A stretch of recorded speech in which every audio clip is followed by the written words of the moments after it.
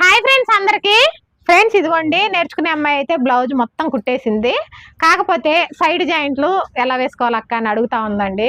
ఏం లేదండి, బ్లౌజ్ అంతా కుట్టుకున్న తర్వాత ఈ హ్యాండ్స్ అనేవి ఈ విధంగా సమానంగా పట్టుకొని, కొలత బ్లౌజ్ ఉంటుంది కదా, కొలత బ్లౌజు కుట్టు ఎక్కడ వరకు ఉందో చూసుకోవాలా. ఇక్కడ వరకు ఉందనుకోండి, ఇక్కడ వరకు కరెక్ట్గా పట్టేసుకొని ఇక్కడ ఒక స్టిచ్ అనేది వేసి పెట్టుకోవాలండి.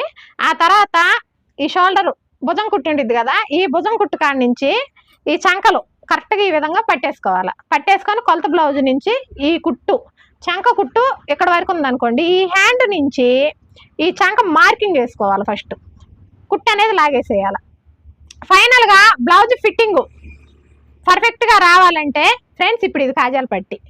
కొలత బ్లౌజ్లో కాజాల పట్టి తీసుకొని ఎగ్జాక్ట్గా ఎంత ఉంది అని కొలుచుకోవాలి. ఫర్ సపోజ్ ఇక్కడ కుట్టు వచ్చింది అనుకోండి, ఇక్కడ వరకు కొలిచేసుకొని మార్క్ పెట్టేసుకోవాలి.